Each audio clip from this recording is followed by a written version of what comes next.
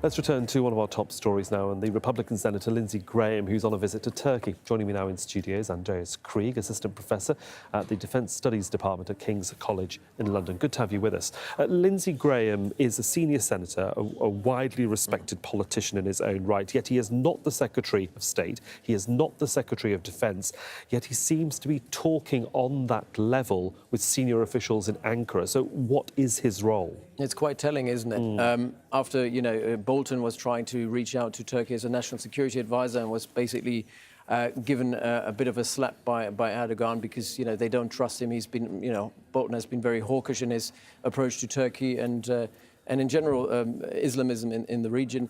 Then you have Pompeo, who's been in the region recently, been very pro-Saudi, hasn't really responded to the pressure in civil society and in the media in the United States about the Khashoggi affair. And then Mattis, who was someone who's been more diplomatic, has been let go recently. So there's a bit of a void that Lindsey Graham is filling at the moment, being a very, very prominent foreign policy expert in Congress. Is it a void that Trump recognises? Because at this moment in time, we have this government shutdown in the US. Yes. Trump won't even let Pelosi go to Afghanistan. We've seen that palaver go on in the last few days. All of a sudden, we've got Graham in Turkey. One must wonder whether it has come with the sanction of the president. There must have been some sort of conversation. Yeah, I mean, if you look at Pelosi not allowed to go on her trip, a lot of government officials not allowed to go into Davos to the World Economic Forum this week.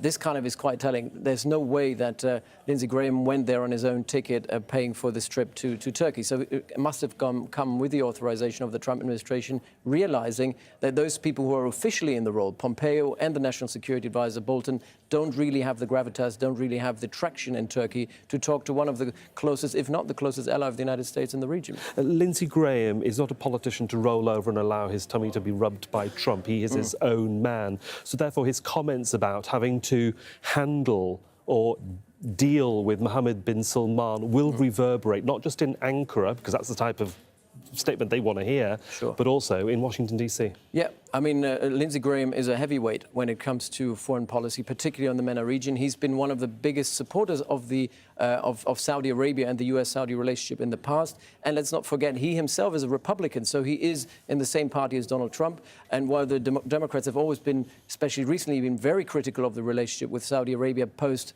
the Khashoggi affair, here is someone who is actually on the side of the White House, on the side of the Trump administration, being critical of the policy of the Trump administration towards Saudi Arabia. So that increases and keeps the pressure going. The Khashoggi affair is not over yet. And more importantly, we shouldn't forget that if we move forward, there might be a new president in 2020, so the White House might be filled by a Democrat. If that is the case, then obviously Mohammed bin Salman has even a more difficult time will struggle even more to continue because the pressure will come from Congress, bipartisan pressure. And of course, an issue that both Turkey and the US are struggling with at the moment is the issue of northern Syria at the moment. I mean, an hour ago, the president said that he was off to Dover Air Force Base to receive the bodies of the American servicemen that had been killed in the recent bomb blast in Manbij. That issue in itself is something that's controversial for both Ankara and something that Lindsey Graham wants to sort of get his own handle on.